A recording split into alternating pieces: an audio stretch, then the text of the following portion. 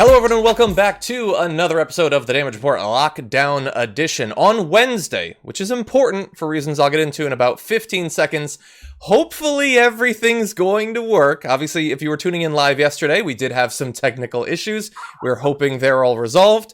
Earlier today, my guest and I had some Skype issues, so screw Skype, we're not using it right now. But anyway, we've got an awesome show planned for you. I'll give you details in just a second. Thank you to everybody who has already joined in the chat. The thing I'm most excited about today is that it is not just Wednesday, it is Jayar Wednesday, and Jayar Jackson joins us now. How's it going, Jayar? What's going on, John? You know what? No technical difficulties from Jayar Wednesday's side, man. We're going to make this happen. You know why? We have the power of the quarantine beard going. I actually brushed mine too. Mine is starting to grow a little bit too. Yours is longer. This is getting out of control, bro. Yeah. I was just looking at some photos of when I was in the Arctic, and you're past that level. The maximum, not overall, but the maximum length is like twice as long. I usually keep something here, and now if I let everything go, we're gonna have a problem. Yeah. So to give you an idea of what we're going to be talking about today, we do have some fallout from yesterday's Trump press conference.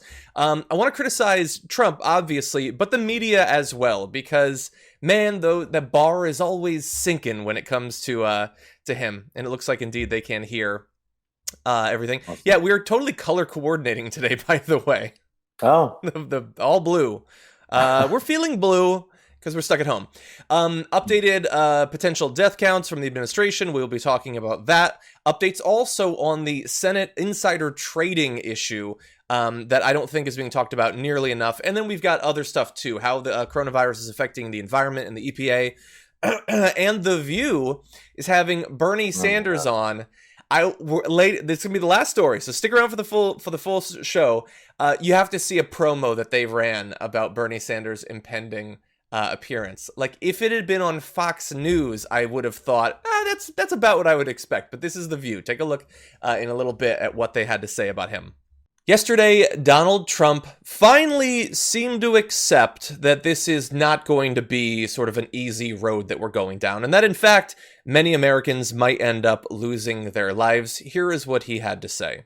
We're going to go through a very tough 2 weeks. And then hopefully, as the experts are predicting, as I think a lot of us are predicting after having studied it so hard, you're going to start seeing some real light at the end of the tunnel. But this is going to be a very painful, very, very painful 2 weeks. When you look and see at night the kind of death that's been caused by this invisible enemy, it's incredible. I was watching last night Governor Murphy of New Jersey say 29 people died today, meaning yesterday. And okay, so JR, there you had him admitting that we're going to have a very difficult 2 weeks, a very, very painful 2 weeks. And he admitted hearing that in one area, 29 people had died just overnight. And so, like, he's accepting it's going to be very bad. That's good. I kind of wish that he'd been talking about this 2 months ago, that if he had, perhaps Fox News would have felt freed up to admit that it's going to be bad. Not just because, people should understand what's going to happen, but because governors and mayors could have put social distancing policies into effect earlier. We know that some places like DeSantis in Florida still, he seems to think, well, we've closed down some beaches, but do we really have to go crazy over this thing?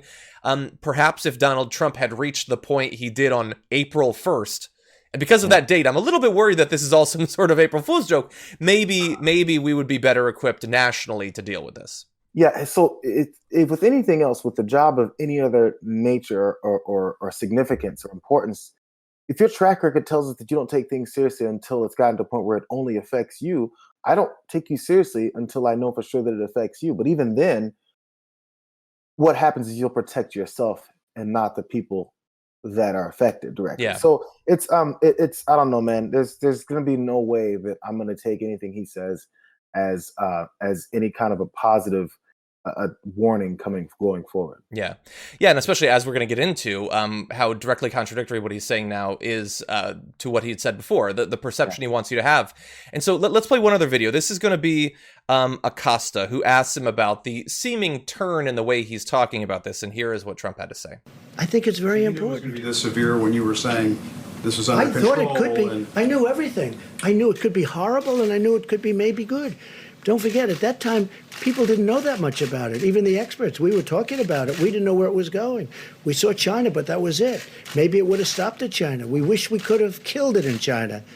But it didn't happen. It started spreading to Europe. It started spreading here. It started spreading all over.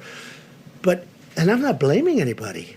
I'm just saying that we have an incredible thing. So, I love that video because he says, I knew everything. I knew it could be bad. I knew it could be maybe good. And look, I know that he has the worst vocabulary of anybody who regularly has a camera shoved in their face, but what the hell are we supposed to think you mean when you said you were looking at the situation in China and you thought maybe it could end up being good? And also, let's say, really fast, let's say hypothetically it could be good in that maybe it wouldn't spread all over the world, even though people were definitely worried about that at that point. You don't just watch it week after week after week. You do something. You know, we could have used the CDC being spurred to start spreading, producing and distributing tests all around the country. Wouldn't it have been nice to have a 6 or 8 or 10 week advantage on that? We could have had that, but you apparently knew everything and did nothing. And so it's either a lie that he knew everything, which of course he has the opportunity and the means to know everything and do nothing. Or, I mean, we did get Wilbur Ross. Let's not forget, Wilbur Ross did get in front of cameras. And when this was all starting, when we thought it was only something that was going on in this particular section of the world over in China. So he said this could actually be good for the economy because he was thinking it's going to put their economy in decline, their production in decline, and then those things would actually come to affect us positively. That's where he was like, oh, I was thinking maybe it'd be good for us because we, again, thought this is so foreign and it goes to these enemies of ours, these economic enemies of ours. So therefore, we'll let them take care of it, and they're going to be hurt, and we're going to reap the benefits of this. Again, not preparing for the possibility of things coming this direction, which his only preparation for that actually was travel bans, which he was trying to put in place. And he's bragged about how he was in the forefront of travel bans. Again, let's go back to your track record. No one trusts your track record on travel bans because you flippantly put those in positions before out of racial animosity towards a particular group. We know how you operate, so no one wants to hear about your travel bans when you're talking about blocking another country from having any travel here. Yeah, and also that, like, if that was what you believed was the only thing that needed to be done, and that's what you did, let's say hypothetically everything he says about his view of travel bans was true. Right now, as of my reload, there are 205,000 cases in the United States alone. Already almost 500 new deaths reported today. Does it seem like the travel ban worked? Maybe restricting travel would be a good idea, but also prepare for the inevitable likelihood that it would not keep the disease out. And if people, even if 1 or if 2 or if 10 people get over, then it could spread. So maybe we should be ready for it. But he still wants credit for something that has obviously not succeeded. Imagine at this late date still thinking that you deserve credit for something that clearly didn't stop more than 1/5 of a million people getting the disease as of today, let alone in a week or two. Yeah, and really fast. Sorry, go ahead. Go. I want your reaction to this too, because this is something that we've been talking about for a while, but this was a slide from the press conference yesterday. And look at the look on his face as he gazes at how many people might die if nothing is done, and how many people might die. The goals of community mitigation. So the goal is 100 to 200,000 deaths. And he looks at it like I might look at the menu of a restaurant when I'm not particularly hungry. Like, really, do I have to deal with this? Honestly, do I have to? And understand, like, he could put pressure on states across the country for a national social distancing stay-at-home order. He can't necessarily force it, but if he wants to pressure states, he's not shy about doing that under normal circumstances. If he really wanted, if that was really a goal, he could be pursuing it far stronger than he is now. Yeah, and that's the goal. So give me this screenshot. Okay, yes, he's looking at this curve, right? Yep. The main thing is he doesn't understand it. And maybe they tried to brief him on it beforehand. Maybe they tried to give him some clues about what he's going to be looking at as he gets to this point.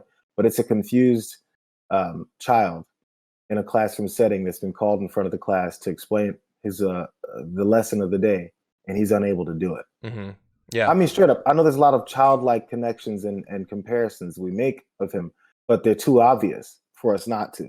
Yeah. It's a daily illustration in how woefully unprepared and honestly unwilling to learn that this guy has. And we've Yeah. again, this is not new. This is new. It's not new. We've heard about it from the beginning. And this is people that had Trump derangement syndrome and people that were just hate the president just because of who he is and all that stuff. That refuse to believe. He's shown us from the beginning. He's uninterested in learning things. He's uninterested in reading. He's uninterested in briefings that are longer than a page with a bunch of pictures. Yeah. All this was said beforehand. This shouldn't be surprising to anyone, but we weren't paying attention because we said, yeah, it'll be okay. It's Donald Trump, right? Yeah, what's the worst case scenario? I mean, nothing bad ever happens in the world. Nothing that actually requires leadership or understanding or respect for expertise or anything like that. It's just the world. Yeah, which goes to my other point. There was pandemic preparedness sheets put together back in September of last year, specifically within his administration, put together for the potential for something like this to happen, how it can affect the economy, lives, and worldwide on a pandemic. They called it something like a flu-like pandemic, but didn't, of course, call it particularly this. And their gauges were based off something that isn't as deadly or as contagious as this is. Yeah. There was guidelines put in place to approach something like that. They were ignored as well as an Obama administration era worksheet or a guideline put together after they went through everything with I want to say swine, but it wasn't. It wasn't swine flu. It was Ebola. Yeah. So that was put together after they went through that, and whatever mistakes or whatever accomplishments they did put together as a guideline. Yeah. Ignored, put aside, collected dust on a shelf. We need to talk about a relatively new show called the Republic, or UNFTR. As a Young Turks fan, you already know that the government, the media, and corporations are constantly peddling lies that serve the interests of the rich and powerful. But now there's a podcast dedicated to unraveling those lies, debunking the conventional wisdom. In each episode of the Republic, or UNFTR, the host delves into a different historical episode or topic that's generally misunderstood or purposely obfuscated by the so-called powers that be, featuring in-depth research, razor-sharp commentary, and just the right amount of vulgarity. The UNFTR podcast takes a sledgehammer to what you thought you knew about some of the nation's most sacred historical cows. But don't just take my word for it. The New York Times described UNFTR as consistently compelling and educational, aiming to challenge conventional wisdom and upend the historical narratives that were taught in school. For as the great philosopher Yoda once put it, you must unlearn what you have learned. And that's true whether you're in Jedi training or you're uprooting and exposing all the propaganda and disinformation you've been fed over the course of your lifetime. So search for UNFTR in your podcast app today and get ready to get informed, angered, and entertained all at the same time.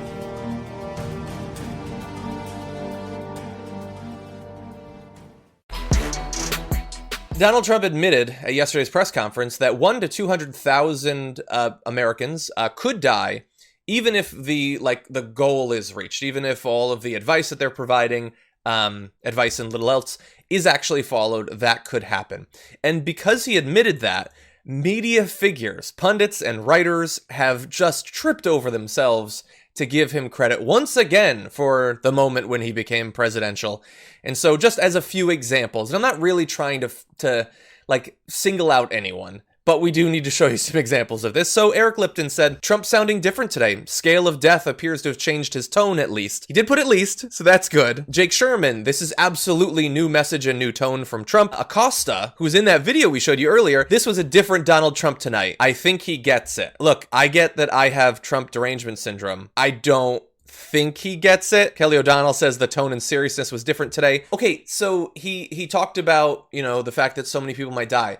But honestly, how after 3+ years of this could you think that what he said yesterday has any correlation to what he'll say tomorrow? To what insane theory he'll come up with? What weird CEO he'll trot in front of the cameras? What reporter he'll misogynistically attack? The idea that he has changed, he can't change in any significant way. And even if he could, he would refuse to because he thinks that he is perfect in literally every way. I don't understand how the media can still be fooled by this, by a speech, by an appearance with a teleprompter, by any of that they could still think that it means anything. I don't know. This is why he's gotten through life the way he has. He's had a lifelong, an adult life full of failures, brought on by himself, instituted by himself. But every time he's done so, he's gotten an excuse, or when he's come up with an excuse, people have accepted it. So when you accept someone's excuses for their incompetence, they'll continue to engage in that same behavior. And we see it over and over again. So it's been 3 years of sheer incompetence and failure. He changes his tone for one press conference, and he's getting praise for it. This is the approach we've taken. You get to and it's been a couple times, by the way. He launches bombs into the Middle East, and we go, look at those beautiful bombs. Brian Williams, established NBC News anchor, look at those beautiful bombs. It's like the 4th of July. So doing those things, it encourages him to continue this behavior. So you think he's not reading everyone's tweets saying, oh, look, Trump's tone has changed. Looks like he gets it. He's like, yep, that's right. I got it. And as soon as he goes to that pompous point of view, he reverts right back to where he was before, because that's who he is. Yeah. Yeah, like, look, if he was to read the reaction and actually change, okay, that's sort of putting social pressure. I have no problem with that. It's just that I don't trust literally any of this. And I don't get how these people who are, they're obviously far smarter than us and far better educated, far better trained, have more experience, these lofty, dignified reporters and pundits and hosts, that they could still be falling into this trap. Like people who have themselves been viciously attacked and mocked and lied about by this president who is clearly trying to do a little bit of PR, like some of the hosts on Fox are, about the way he's talked about this disease before, and we'll have more on that in just a minute. I shouldn't be surprised. But these are the people that they continually say are the fake news, that they have Trump derangement syndrome. They're just trying to take down the president. And they are doing everything they can to extend an olive branch to a guy who is going to, like, just snatch it out of their hand and begin beating them with it. So I'm sorry. So there was one small thing on that point, because we were talking about how the media figures are saying his tone has changed and they're being nice to him. I have not a hypothesis, but it's part of the thought process that people have. So it's based off of what we always say. If you be nice, things can change with this president. So why does that have to be a requirement is my question. Hey, who cares if we're nice to him? If I'm the president of the United States and say 70% of the population hates me and says all these things about me, doesn't like my face, doesn't like the color tie I wear, doesn't like my shoes, whatever it is that he says are outward disconnected reasons to dislike him. That's his stance. That's his point of view. They just hate me to hate me, which is BS. Fine, whatever.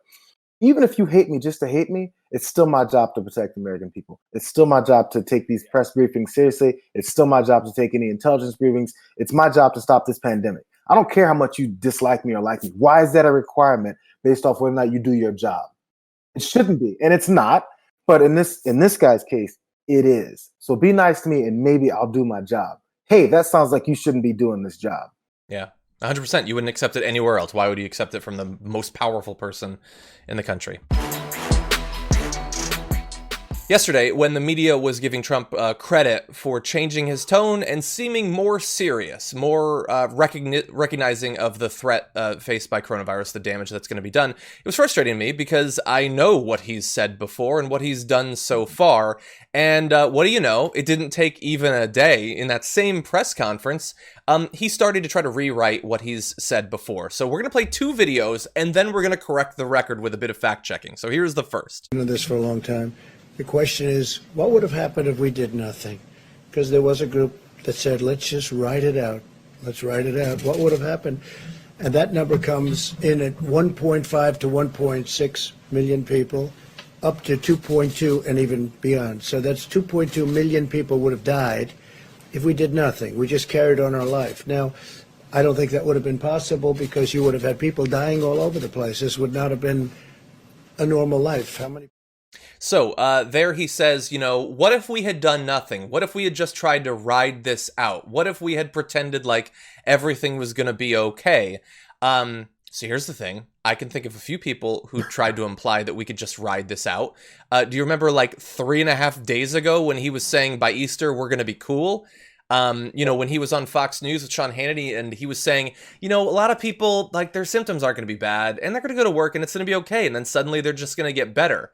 So we have another video that's going to be worse. But from the beginning, the idea that other people were saying, don't do anything, just ride this out, JR. What do you think about him taking that tone now? Well, because others said that, so he's of course detaching himself from himself, who said these things. And honestly, you know what? I just read something this morning. Devin Nunes is upset that California, of course, he's representative in California, that California schools are pretty much considering to cancel the rest of the school year and then do whatever they're doing remotely. And he said, it's way overblown, all this stuff. We should be back in 2 to 4 weeks. They're still pushing this line. So, hey, detach yourself from people like him, one of your best friends and biggest supporters, through all of the craziness that you put the country through.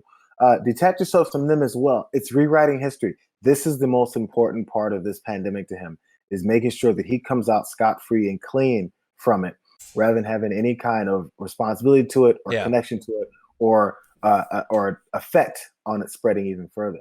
Yeah, that's the idea. But here he gets more specific. He wants you to be angry at the people who tried to pretend for literally weeks that this was just the flu. A relatively short period of time. But think of what would have happened if we didn't do anything. I mean, I've had many friends, business people with great actually common sense. They said, why don't we write it out? A lot of people have said, a lot of people have thought about it. Write it out. Don't do anything. Just write it out and think of it as the flu. But it's not the flu. It's vicious.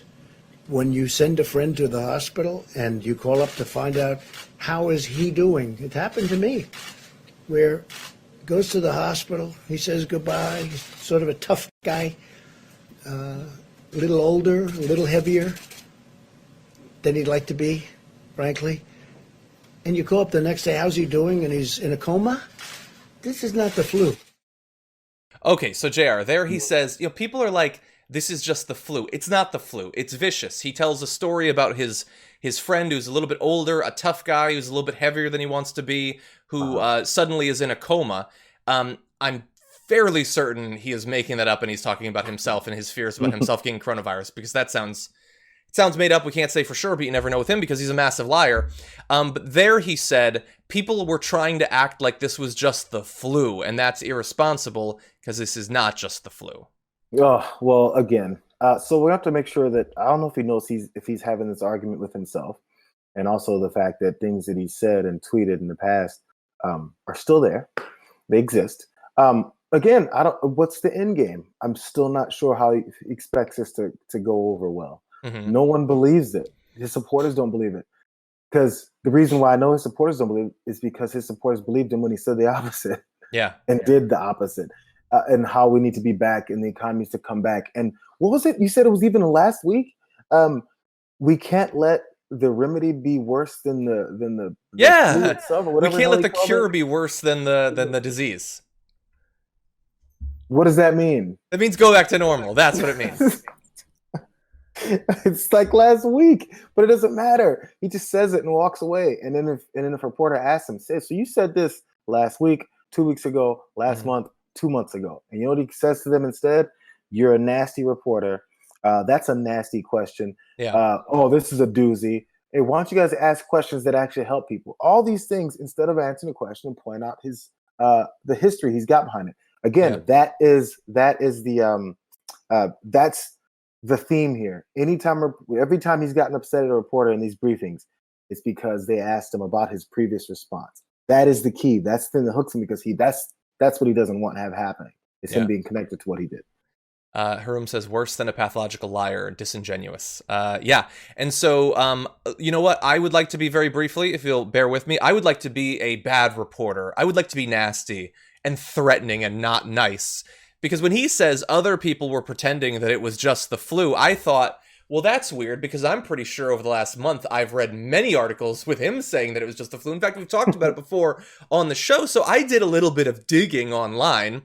And here's a few things. March 9th. So last year, 37,000 Americans died from the common flu. It averages between 27 and 70K per year. Nothing is shut down. Life and the economy go on. At this moment, there are 546 confirmed cases of coronavirus with 22 deaths. Think about that. So he's saying there's like none, and we don't shut it down even if it was way worse. So he is definitely saying just ride it out, don't do anything.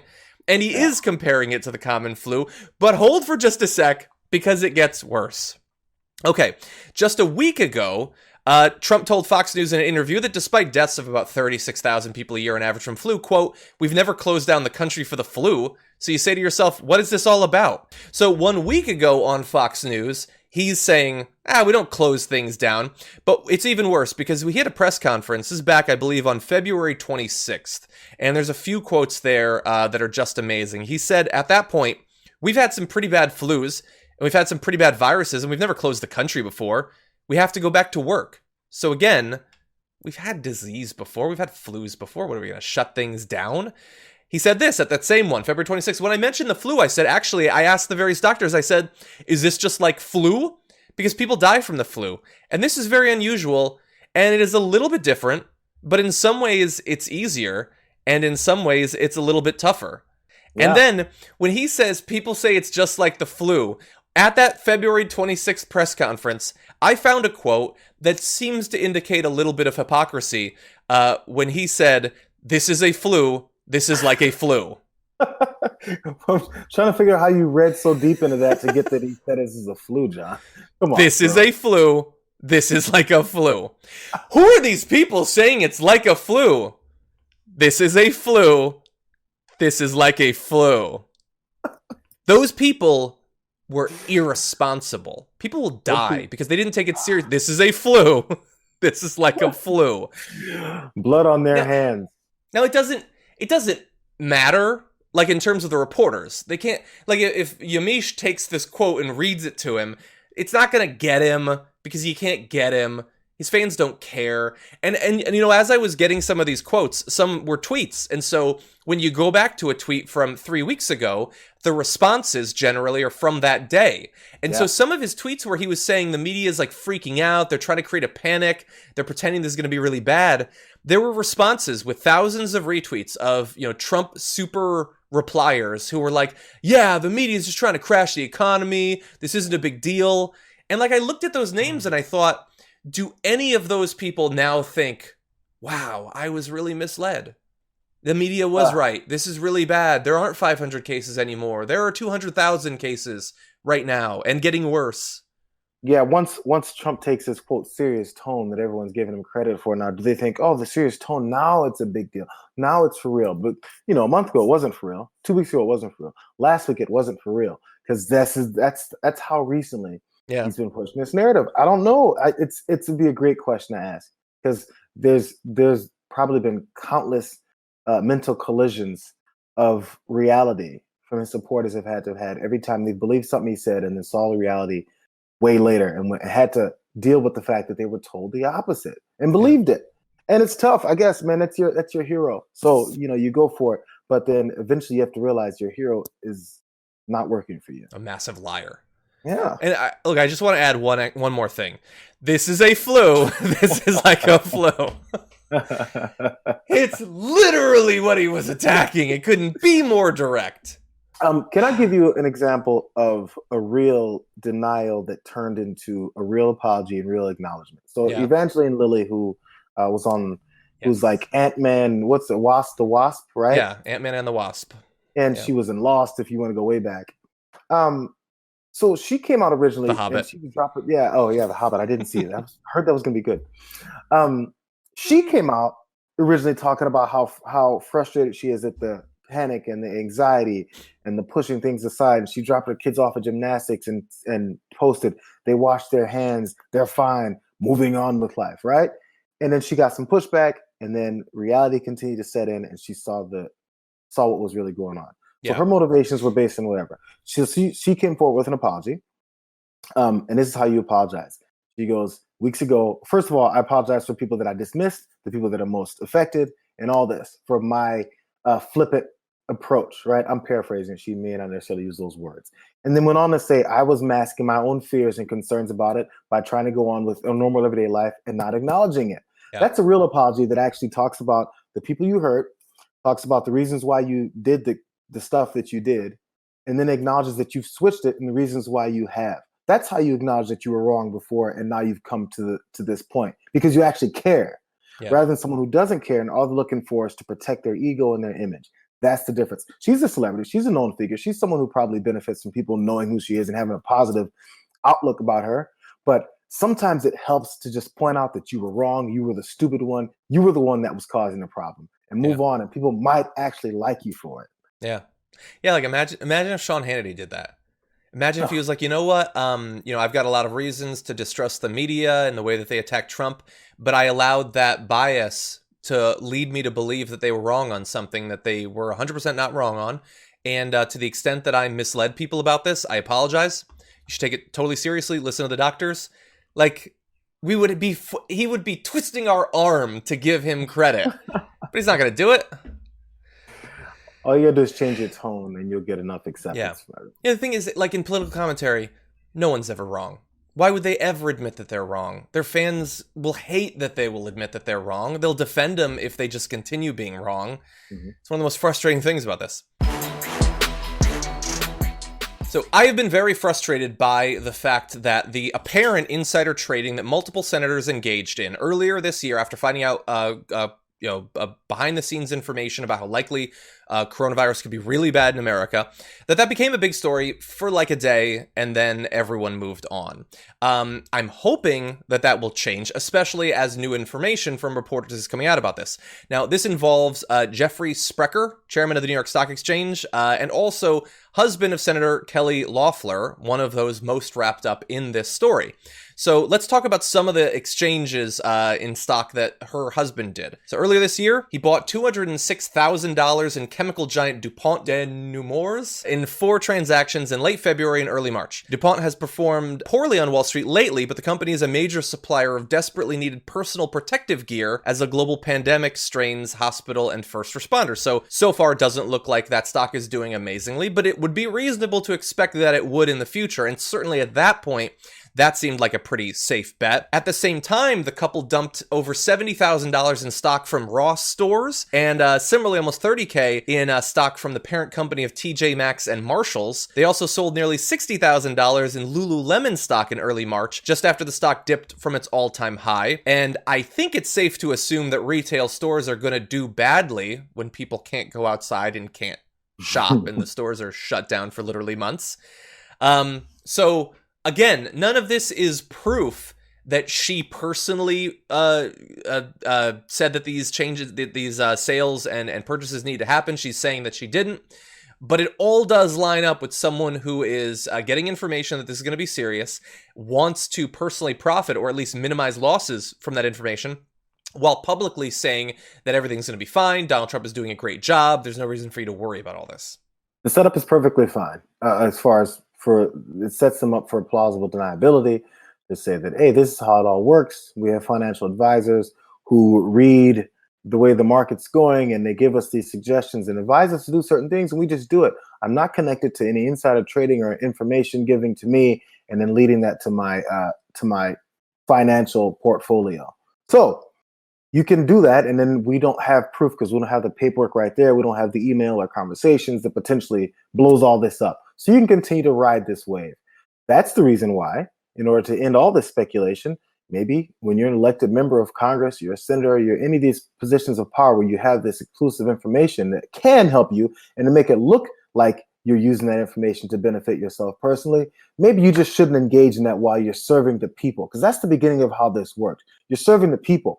From the beginning of this country's history, being an elected official was not a money-making scheme. It was not a way to get rich. Everyone doing it wasn't supposed to be rich. Yes, they were powerful and had land ownership and all that stuff. So it's kind of set us up for that. But the vision of that was supposed to be something for people who serving the people. It's a part-time thing. You go back and serve your district and your community. And then you come here and you represent them on a collective basis in DC, right? That's how it's supposed to work. Mhm. So when do we start getting into stock buying and selling and inside information, and all those trading things that are happening?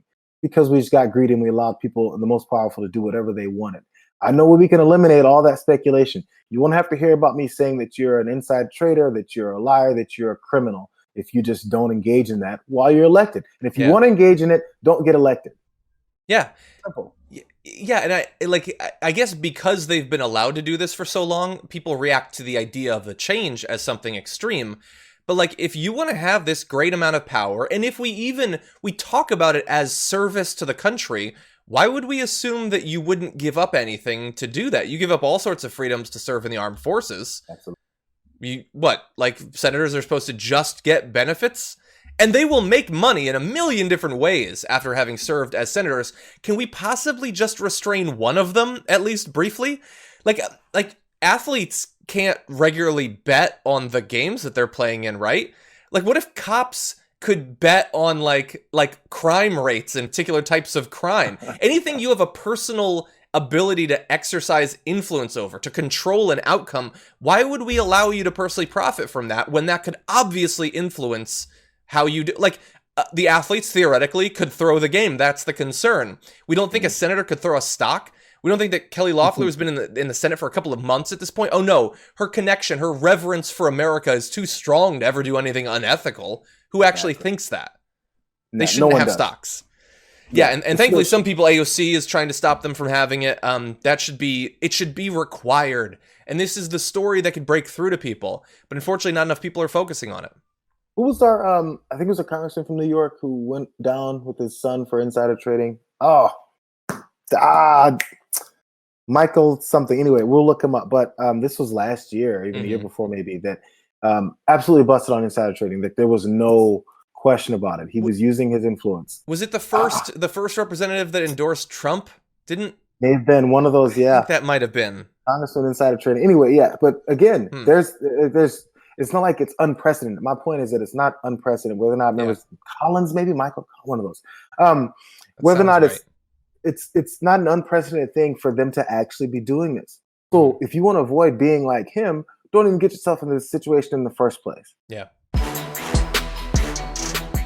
New York has announced that they will be looking into Amazon allegedly firing an employee for speaking up about the conditions in one of their distribution centers on Staten Island, a warehouse where theoretically they were not taking coronavirus seriously. People had gotten it, and they were just expecting people to go about their day, work, and possibly be exposed to it. So I want to give you all the details on this. Amazon said it fired Smalls. This is Chris Smalls, former employee of Amazon, for showing up to work after being in contact with a colleague who was diagnosed with COVID-19 and being asked to stay at home. Smalls denied this, saying that his manager told him to self-quarantine on Saturday and that he hasn't been inside the Staten Island facility since, only outside the building in the parking lot to protest on Monday, where he says he tried to stay 6 feet away from other people. Now, he says he recently organized a walkout of about 50 people at a fulfillment center in Staten Island to protest the company's decision to keep the facility open, despite allegations that several associates there had already been infected with the disease. Smalls and other employees demanded that Amazon shut down the facility for a minimum of 2 weeks, theoretically to stop if there was any germs on anything, potentially die, but also get it cleaned out, and provide workers with better health protections from coronavirus. Let's go to Jayar now.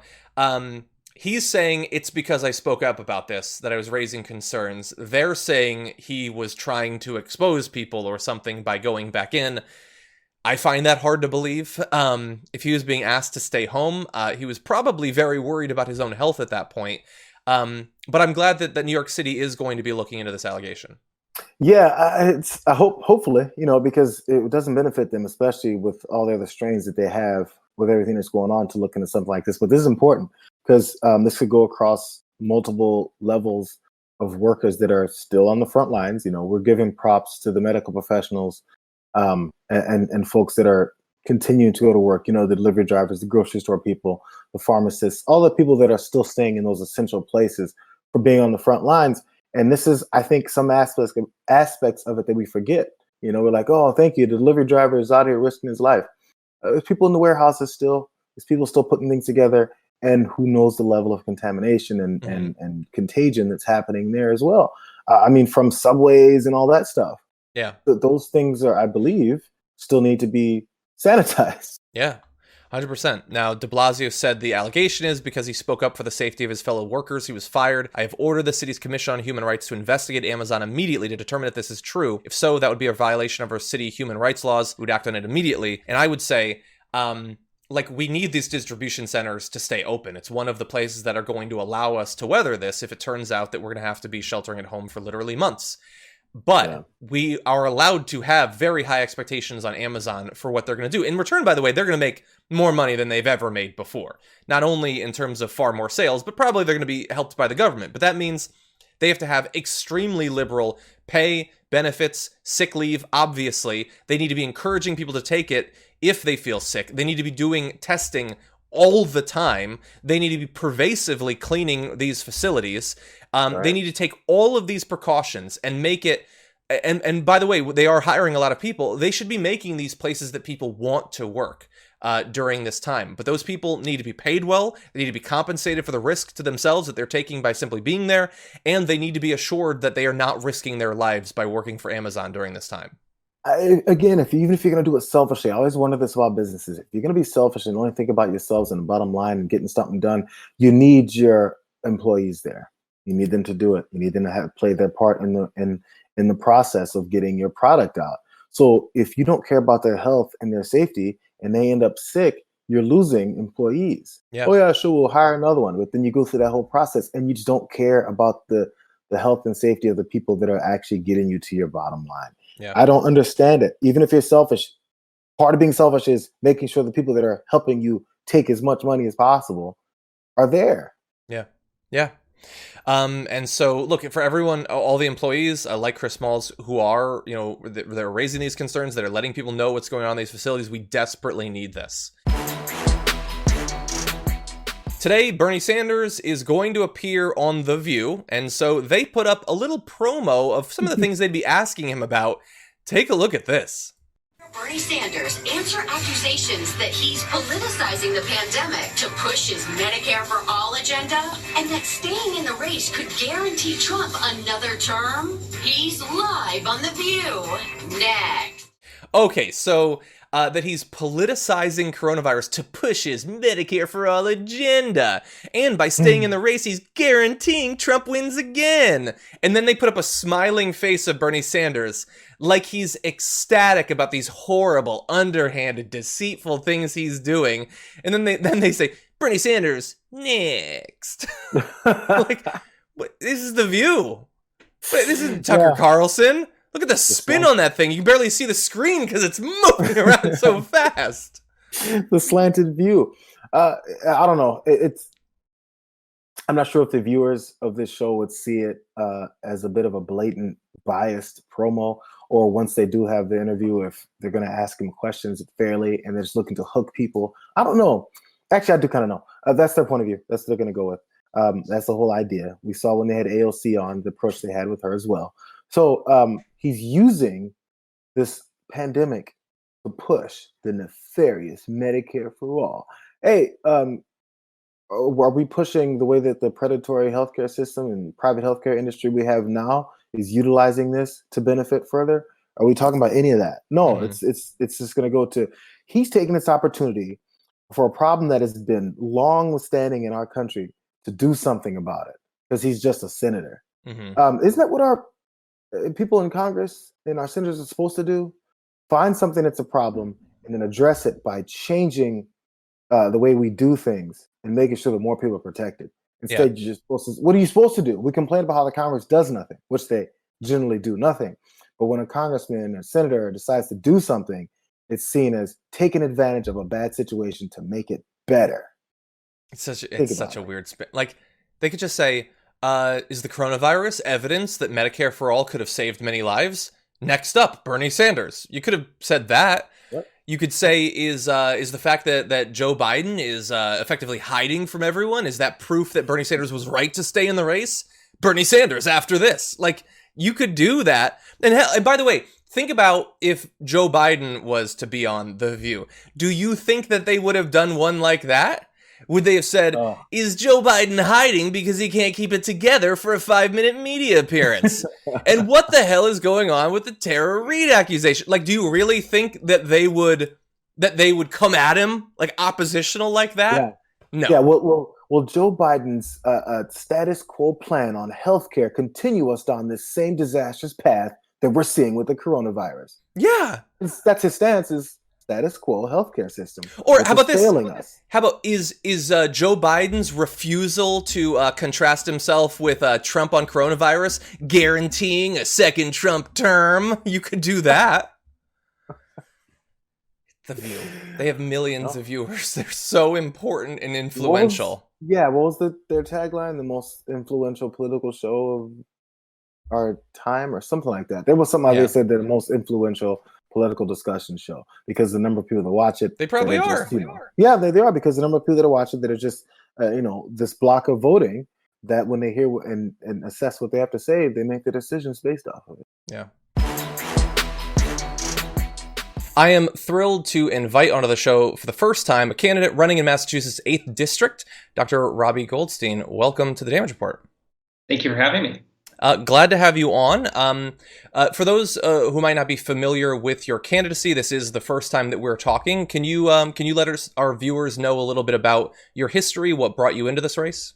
Absolutely. So, as you heard, I'm a physician. I'm a doctor at Mass General Hospital in Boston. I was trained in both internal medicine and infectious diseases. And now what I largely do actually is primary care. I'm a primary care doctor for many people who have been left out of the system for a long time. So that's folks living with HIV, people in the LGBTQ community, and people affected by substance use. And actually, a lot of the work I've done over the past 5 years in the hospital has been to build the transgender health program at Mass General Hospital, which is a comprehensive primary care and more place for people to come and get everything that they may need. And that's the work actually that drove so much of this campaign and this movement that we're trying to create in the 8th District. I was seeing patients and continue to see patients who would come in every single day and tell me that it's not getting insurance. It's not the insurance card in their pocket necessarily that was challenging for them. It was all of the other stuff that was going on in their lives. Things like housing and education, things like transportation, that were making it so hard for them to be healthy. And I thought, I can do a lot one-on-one in this exam room, but what we really need is change at the federal level so that we can address some of these challenges. Yeah, I'm curious. Actually, you brought up that you worked at you founded and directed the transgender health program. Generally, when I think about legislation involving that community, it's regressive state legislatures trying to strip away rights from the community. What would you like to see done federally? Would your experience running this organization, what would that bring to your time in Congress? I think there's a tremendous amount that the federal government can do. You're right. We hear day after day what's happening in the state legislatures. We just heard 2 days ago what happened in Idaho with a ban on trans girls and women from participating in high school athletics. But there is a lot that can be done at the federal level.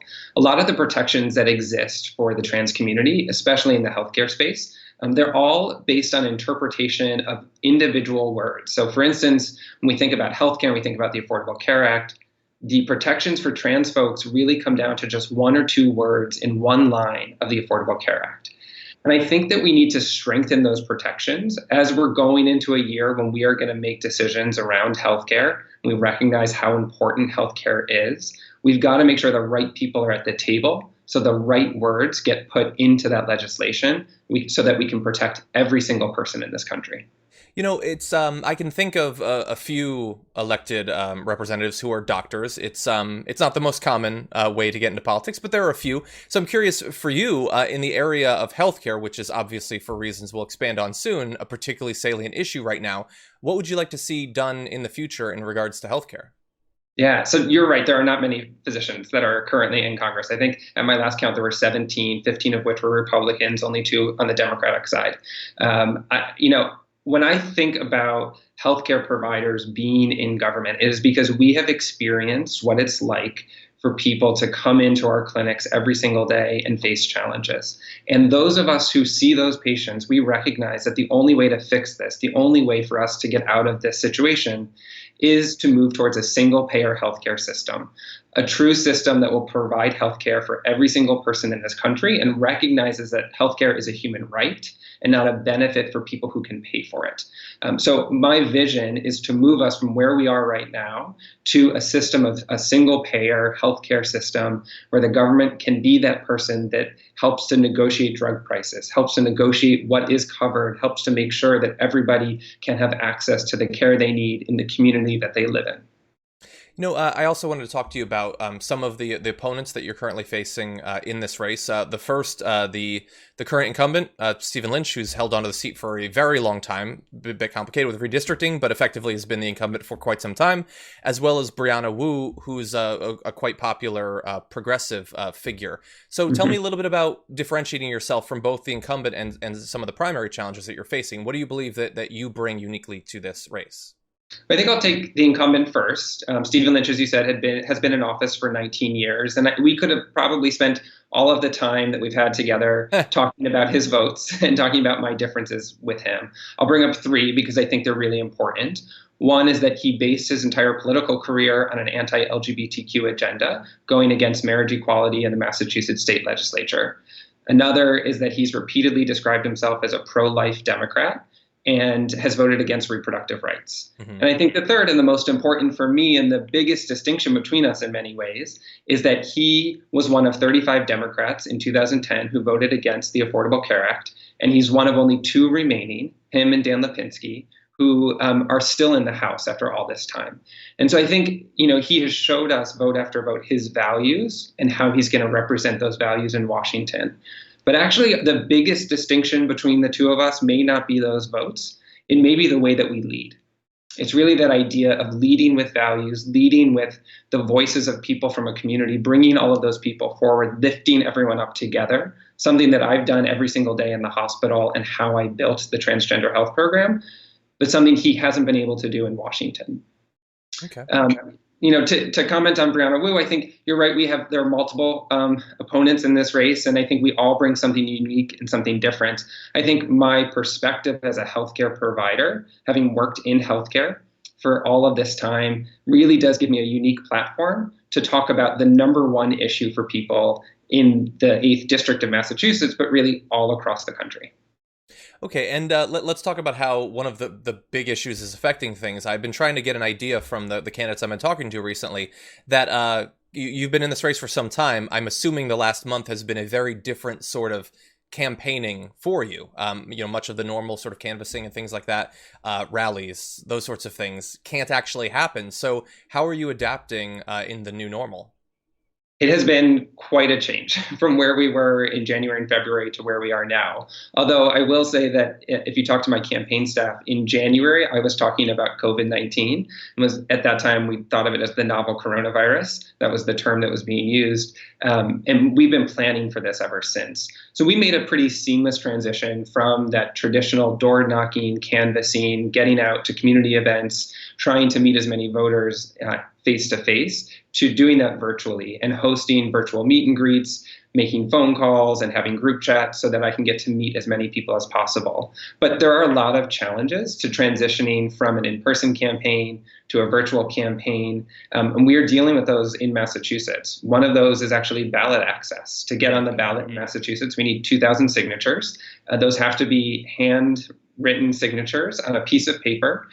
That's pretty hard to do when you can't get within 6 feet of somebody. So we're trying to come up with unique ways that we can get through this period of time while kind of moving forward with meeting as many people as possible. Yeah, I can only imagine how difficult that is. So you've said that you've been talking about the coronavirus for some time now. Some in positions of power seem to have discovered it like 10 days ago. What do you think so far, as someone with this background in medicine, what do you think about the overall response to coronavirus inside of the United States? I think like many people, I'm disappointed in the way that the federal government woke up to this so late. I think there were people in the federal government who were talking about the right things and trying to prepare us. And unfortunately, I think those in leadership positions weren't necessarily hearing the warning signs. This is something that we should have known about for many, many, many years, actually. The CDC, the NIH have been preparing for this, but have been underfunded by our federal government.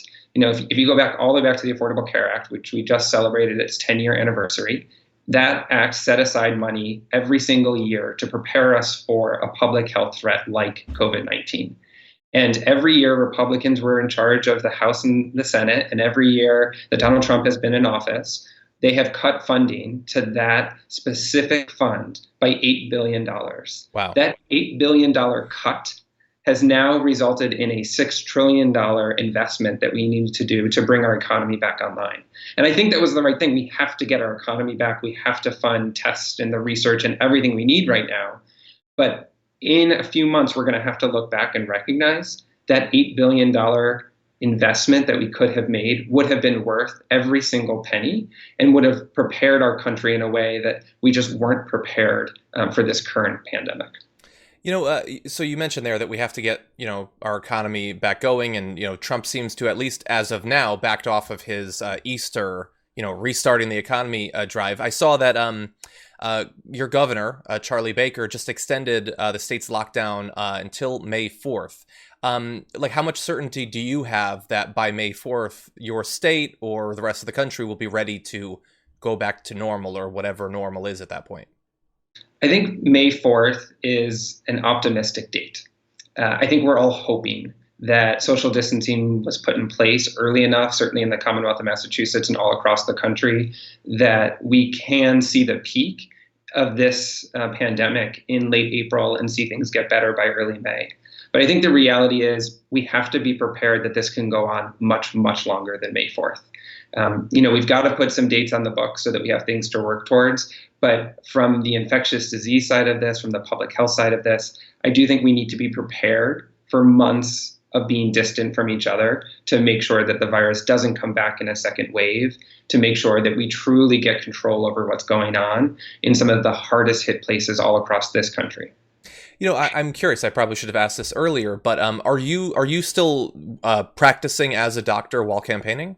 I am, yes. So I continue to do both jobs. We actually had intended that I would start to phase myself out of the hospital around now so that I can campaign full time. But obviously, when the largest infectious disease threat hits our country, as an infectious disease doctor, I felt called to service and have continued to work in the hospital. That's been challenging, but it's also really affirmed for me why I'm in this race, why we have the values that we have in this campaign, and why we're fighting for every single person to make sure that they can have access to healthcare, that they can have access to housing, that they can have access to a living wage and paid sick time. You're one of the first either doctors or nurses, any kind of medical professional that I've talked to in some time. And this is obviously a very exciting time. Tell me about continuing to practice. Are you worried about potentially being exposed? How do you feel about the amount of personal protective equipment that you have access to? The nation seems to be really focusing on the needs of medical professionals. There's a lot of goodwill going towards anyone working in that field from regular people. From the government, at least as an outsider, it seems like the priority it's not necessarily being prioritized to the level that it seems it needs. Mm-hmm. I'm really lucky. I work in a hospital system. Mass General Hospital has a tremendous amount of resources, and we've been able to make sure that we have the personal protective equipment we need, that everyone who walks into the hospital gets a mask. Whenever someone is in a high-risk setting, they can make sure they have all of the equipment that they need. But that doesn't make it any less scary to be a healthcare provider right now. And I think we need to recognize that people who are in healthcare, from the physicians to the nurses to the aides that are coming in and the people who are cleaning the hospital and serving the food, we're all making a choice to go out there and do everything we can to support this country and support the people that are coming into the hospital. And we're making that choice because it takes a little bit of courage and some bravery and to swallow down that fear a little bit to get into the hospital. I have a lot of conversations with my husband, who is very nervous about me going into the hospital and seeing patients, what that means for me, what that means for him. And we get through this together every single night, just acknowledging our fears and saying, this is the right thing to do. This is why I'm a doctor. And this is really why I'm running for Congress. And because you have this experience, I'm curious what you feel like could be done to assuage some of those fears, to make the next couple of months possibly as easy as they can be, given the circumstances. If you were in power right now, like we've seen the recovery bills that they've passed, what should the next steps be? What would you like to see as someone coming from the medical field? I think there's a lot that I'd like to see in what we'd call phase 4, the next step of the stimulus package. And that includes additional money for ventilators and for testing, more help for people who are going to be affected by social distancing so that we can really continue to encourage social distancing. But one of the things that I think we have to recognize in phase 4 is that hospitals all across this country are being put in really challenging positions right now. They are shutting down their outpatient practices, they are stopping elective procedures, and they are losing a tremendous amount of money. And they are making decisions about furloughing physicians and nurses and other staff in the hospital, cutting pay to the people who are running into the fire right now.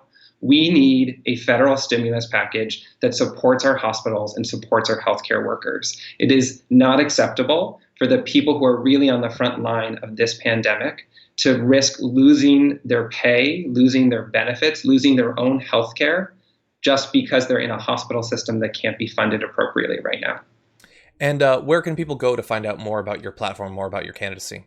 People should check us out at robbieforchange.com or find us on social media at robbieforchange. Okay. Dr. Robbie Goldstein, we really appreciate you joining us today. Thank you. Thank you so much for having me.